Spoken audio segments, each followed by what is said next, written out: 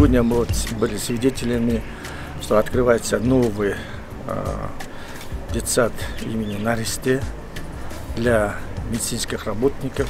Благодаря своими силами сотрудников здравоохранения Кыргызской Республики и сотрудников детсада Наристе сделали мы ремонт, оснащение полностью. И сегодня мы открыли на 400 мест детский сад. 75% набираем детей-медиков, а 25% это коммерческие, когда стоимость 200-300 сомов для медиков и 5000 сомов для коммерческих, чтобы месяц. Если в садиках в мире города питание 60 сомов, а здесь 112 сомов. Когда уже готовится еда, проверяется санитарными врачами, чтобы не было никаких отравлений, никаких этих.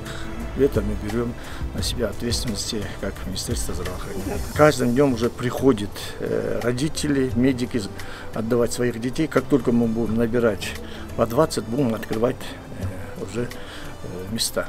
Садик уже готово, идет набор. Сотрудников уже набрали, они будут набирать детей.